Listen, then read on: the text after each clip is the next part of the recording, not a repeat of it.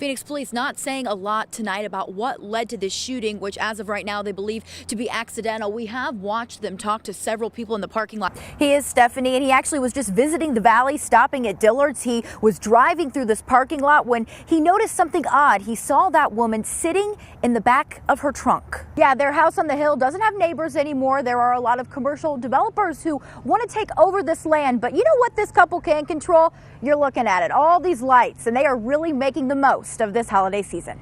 No word on who owned those dogs, but neighbors telling ABC 15 some people pulled guns on the attacking dogs. ABC 15's Mike Pelton live in the neighborhood at 35th Avenue and the 101. Mike. These are the coveted glasses that you need. They're flimsy, made of cardboard. They don't look like much, but they are necessary, and I want to show you why here.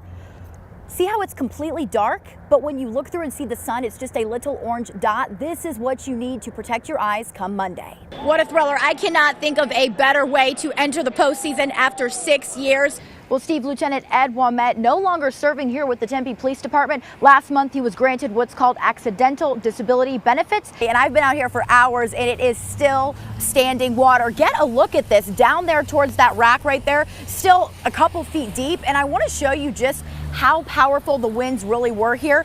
Look at the roots of this tree. I mean, completely uprooted. Now, we are about 15 miles northwest of Safford, Arizona, and the sheriff tells me this is a popular area for these pilots to train and fly because the land is so open. So where I'm standing right now is about a mile north of where the command center is set up, and this is actually where the incident happened. You can see behind me here, all of these trees are charred. I mean, just destroyed from the Highline fire last month. So when this storm came in, it literally dropped right off the rim. Shooter in for Fooey tonight with sports and even an AP alert just before we came on the air. Yeah, that's right, guys. It is looking more like Edwards can go from ESPN to ASU, and now several reports saying it's almost a done deal before he even gets to town on Friday. Chris Groh live at ASU tonight, and Chris, the athletic director, has promised a home run hire. What do fans think? This is a difficult case for this very reason. Look how dark it is out here. A father and son were just driving down this road, crossing the railroad tracks when suddenly their windows shattered.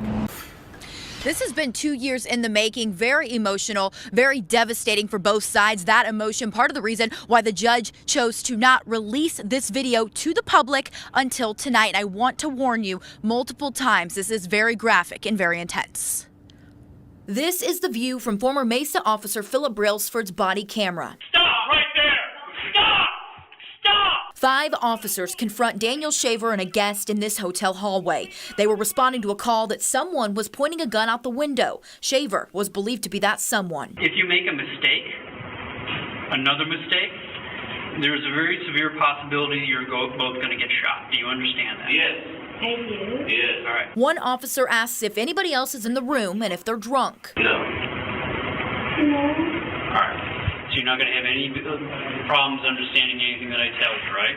Correct. Then a command to follow their instructions. On multiple occasions, the officers tell the pair they will shoot them if they don't listen. If you move, we're going to consider that a threat, and we are going to deal with it, and you may not survive it. Do you understand me? Yes, sir. One officer takes the woman with Shaver away while he remains on the floor. Officers then tell Shaver to kneel and put his hands up. You think you're going to fall? You better fall on your face. Your hands go back in the small of your back or down. We are going to shoot you. Do you understand me? Yes, sir. They tell him to crawl toward them. Crawl towards me. Then, the moment that prompts Brailsford to fire. This right here is the last time you'll see Shaver alive. One more warning, the next few seconds are the moments when he shot. The first time any of us are seeing this shooting.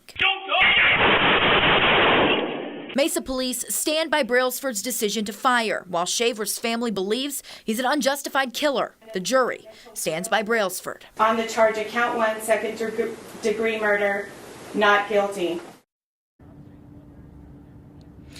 It is tough video to watch, and Shaver's widow, her battle in court not over. She is suing the city of Mesa for the wrongful death, she says, of her husband. Reporting live in Phoenix tonight, Lexi Suter, ABC 15, Arizona. Well, it started when center fielder A.J. Pollock was asked to sign a baseball, a pretty common request for a Diamondbacks player, but he took it far beyond that, and it has had a lasting impact.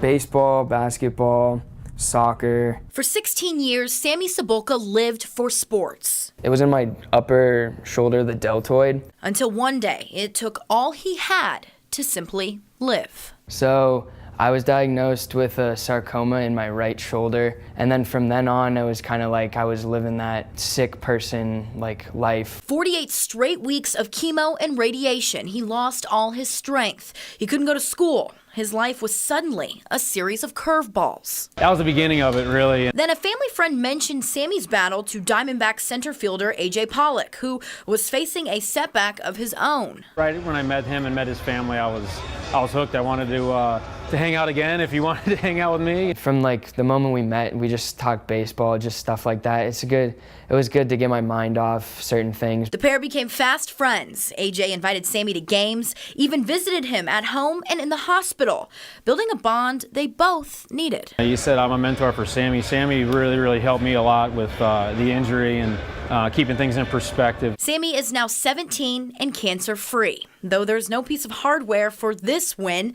he's got a friendship he found during the toughest game of his life. Yeah, he's a professional athlete, but he's more than that. He kind of helped me understand that things will get better, and whether you think it or not, that things will continue you'll see things get better.